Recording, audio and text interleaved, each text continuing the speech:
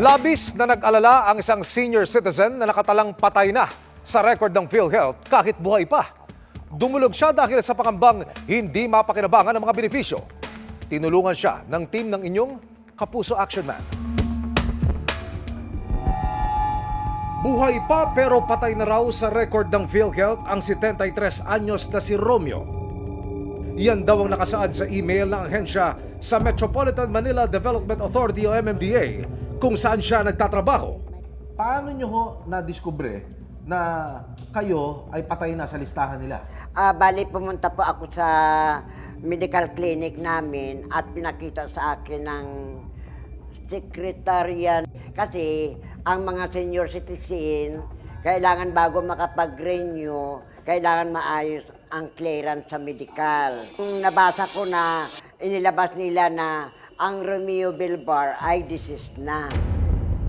Hirap tanggapin na buhay pa ako tapos pinapatay ako ng isang ahensya. Labis na nag-aalala si Romeo para sa kanyang mga benepisyo sa PhilHealth. Lalo't wala namang basihan ang pagbabago sa kanyang record. Kung maayos mga ganitong problema, sana wag na nilang gawin sa iba.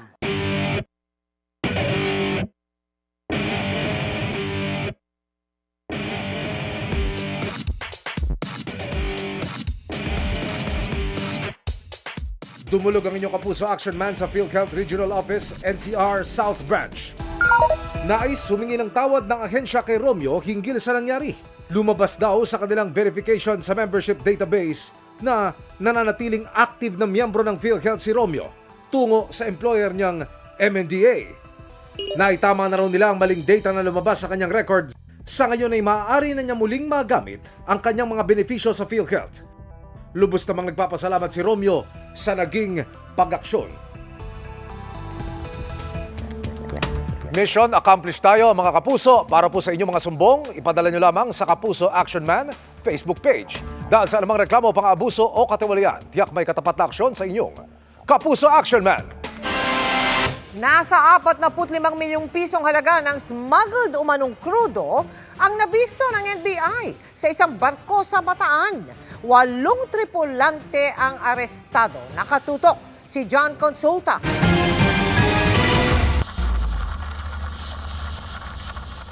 Pagkasampa ng mga tauhan ng NBI Intelligence Service sa barkong ito, arestado ang 8 tripulante ng MV Efrain na sangkot umano sa oil smuggling. Naharang din ang 11 lorry o mga oil tankers na nanggaling daw sa iba-ibang bayan sa Bataan at Bulacan. May laman na 800,000 liters na pinaniniwala ang smuggled diesel ang barko na nagkakahalaga ng 45 million pesos na kinuha raw nila mula sa isang mas malaking barko sa laot.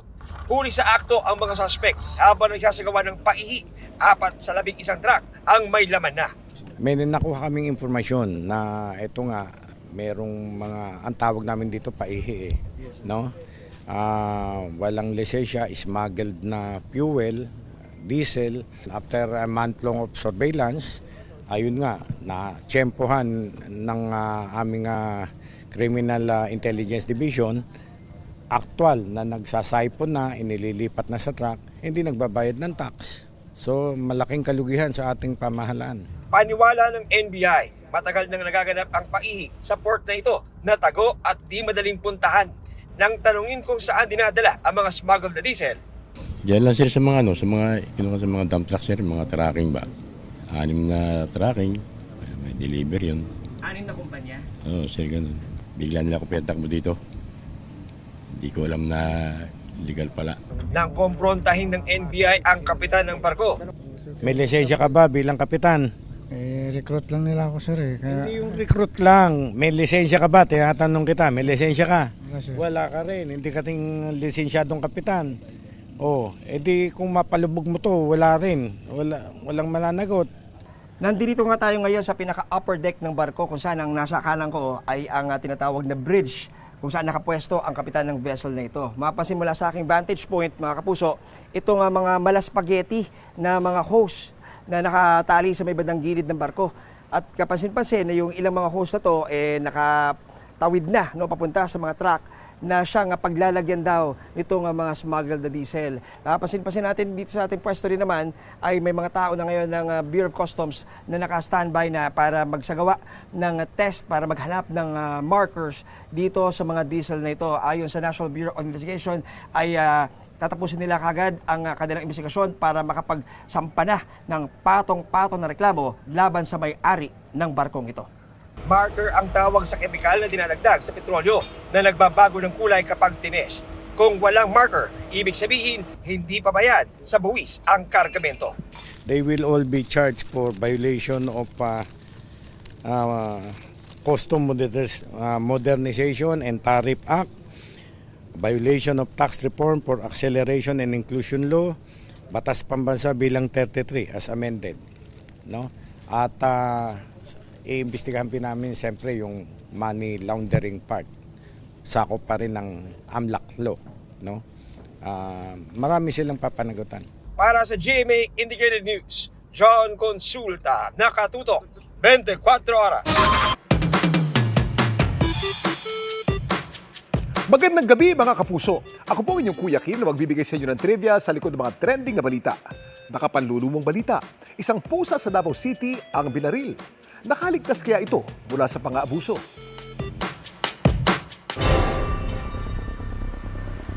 Nangihina at tila namimilipit sa sakit. Ganito ang kalagayan ng pusping si Blue nang isugod kamakailan sa isang veterinary hospital sa Davao City. Ayon sa veterinaryong si Doc Ronald, ang kawawang pusa di umano binaril.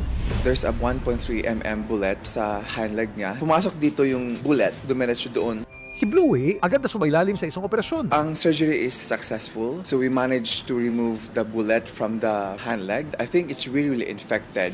Mabuti na lang daw, hindi tinamaan ng bala ang dibdib ni Blue kaya naligtas ito sa bingit ng kamatayan. 24 hours na kapag-recover. We make sure Louie is doing well. Hindi na siya masyadong in pain because of the pain relief. Kasi when he came in the hospital, really in pain siya. Pero sino nga ba ang may gawa nito kay Blue? Ang animal cruelty o yung di makatarungang pagtrato at pananakit sa mga hayop ay isang krimen sa ating bansa. Paglabag ito sa Republic Act 8485 o ang Animal Welfare Act of 1998. Ang sino mang mapatunayang lumabag sa batas na ito, maaaring makulong at pagbultahin. Depende po kasi yun sa severity ng case. So most probably, there will be penalty. Yung implementation kasi hindi siya bumababa sa LGU. Proposal po lagi namin is dapat enforce yung barangay. Samantala ayon kay Doc Ronald, nagpablatter na raw ang foreman o may-ari ni Blue sa Talowa Police Station sa pag-asa mahuli ang bumaril sa kanya. Habang si Blue na-discharge na at nagpapagaling na ngayon sa kanilang tahanan. The cat is really doing well. The owner said kumakain na siya, not painful anymore. We are really happy with the progress sa kanya. Sakali mang may manakit sa iyong alaga o may masaksiyan pang pagmamalupit sa mga hayop, ano ba ang dapat gawin? Payo ng isang animal rights group, sakali mang may manakit sa iyong alaga o may nasaksiyang pagmamaltrato sa hayop, mainam na kuhanan to ng litrato o video kung saan kita ang mga sangkot at lugar na pinangyarihan. Kung maari, mangalap din ng impormasyon sa iba pang mga nakasaksi. Magagamit kasi ang mga ito sa pagsampa ng criminal complaint. Samantala, para malaman ang trivia sa likod ng viral na balita, i-post o i-comment lang, #Kuya Kim, ano na? Laging tandaan, kimportante ang may alam. Ako po si Kuya Kim at sagot po kayo 24 oras. Mga kapuso, binaha ang ilang lugar sa bansa dahil sa magdamagang ulan. Sa Sorsogon, baha ang bumungad sa mga residente sa 6 na barangay sa bayan ng Bulan kaninang umaga. Nagsimula raw kagabi ang pagbuhos ng malakas na ulan at nagtuloy-tuloy hanggang madaling araw. 30 residente ang kinailangang ilikas at wala na ring sasakyang nakaraan sa baha. Epekto yan ng shear line at posibleng magpaulan hanggang weekend. Base sa datos ng Metro Weather, maulan bukas sa malaking bahagi ng Luzon, lalo na sa southern portions, kasama po ang Bicol Region, gayon din sa Visayas. May matitindi at halos tuloy-tuloy na pag-ulan kaya mataas ang banta ng baha o landslide. May mga kalat-kalat na ulan din sa Mindanao. Maulan din po sa Linggo, lalo sa Bicol Region at malaking bahagi ng Visayas. Sa Metro Manila, mataas ang tsansa na maging maulap ngayong weekend, kaya posible pong umulan, lalo na bukas.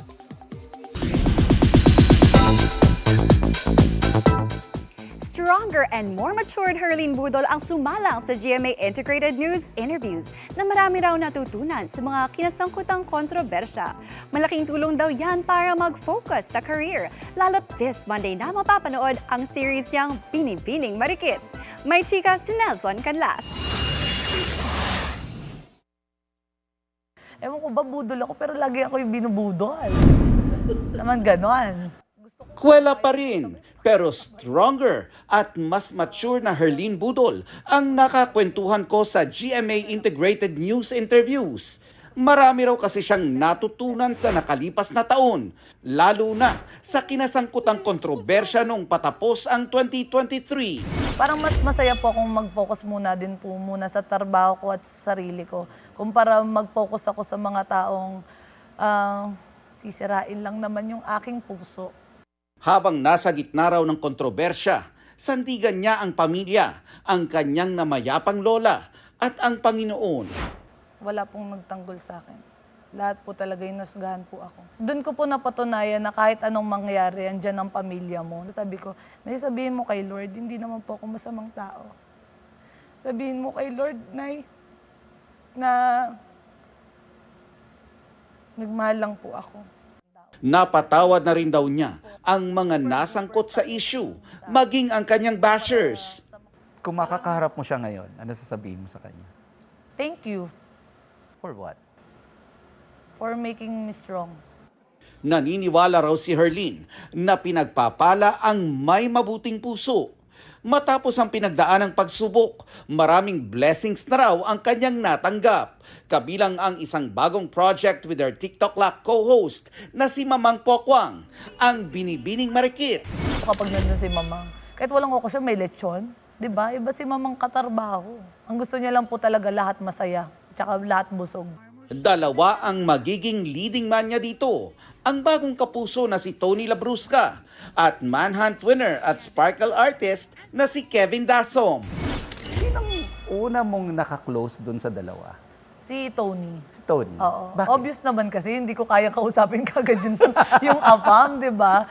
Siyempre si Kevin din. Sabi mo nga, di ba, nahihirapan kang... Oo. Inaangkop niya yung sarili niya kahit hindi niya ako maintindihan. Kala mo nga nagsa-sign language lang kami. You.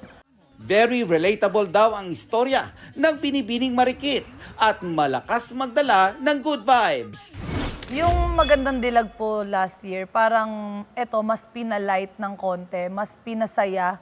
Pero alam niyo pong talaga may puso. Yung tipong mas magkadikit si Herlene at saka si Marikit kumpara kay Gigi ng Magandang Dilag.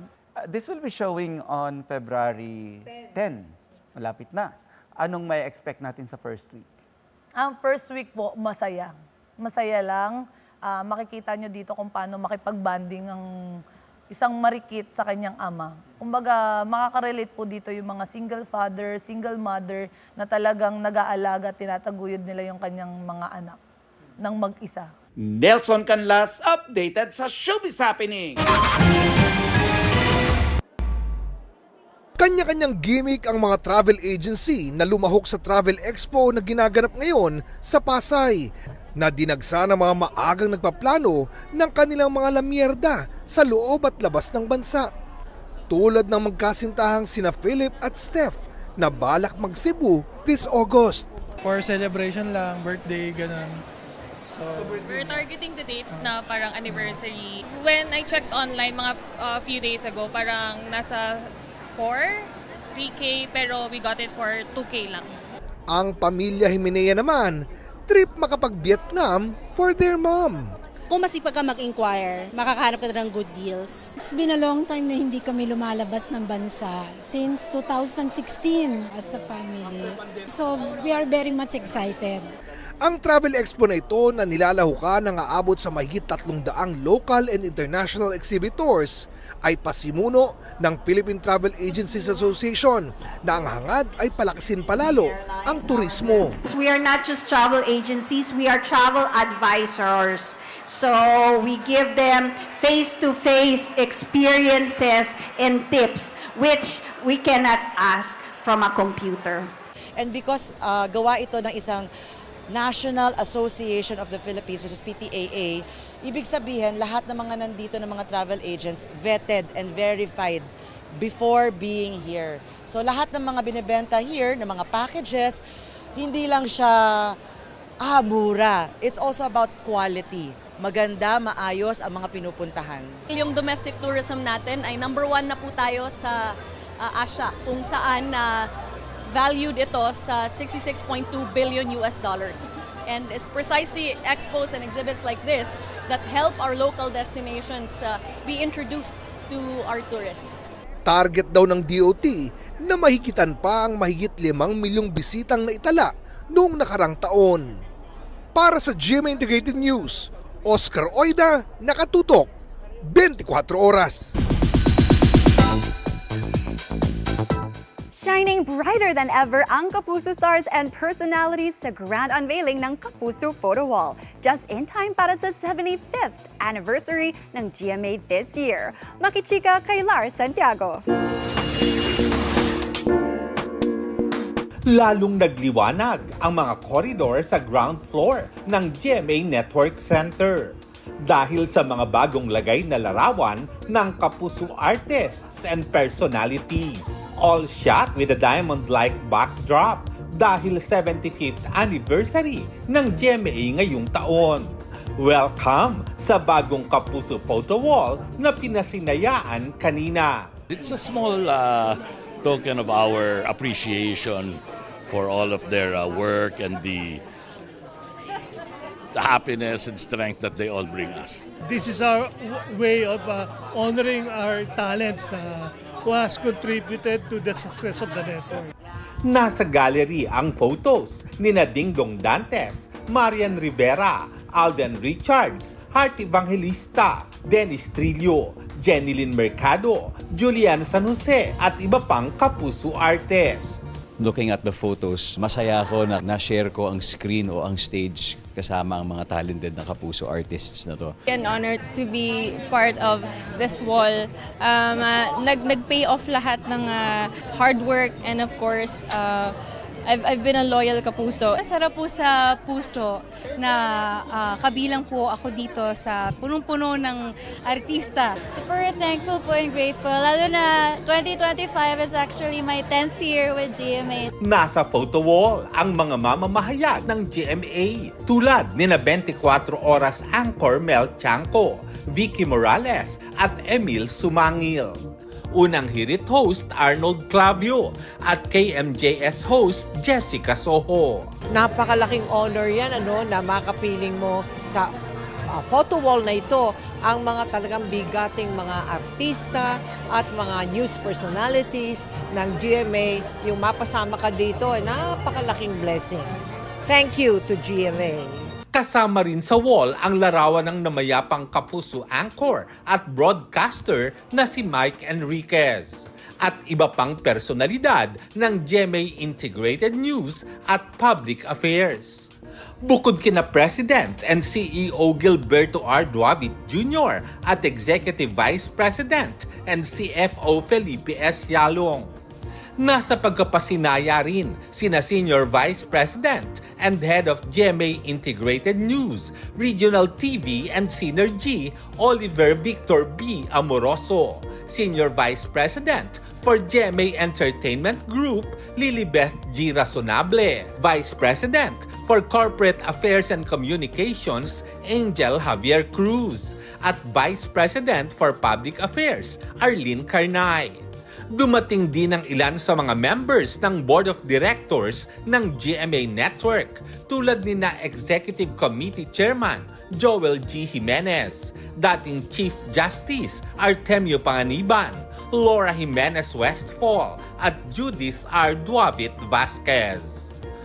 Lars Santiago, updated sa showbiz happening.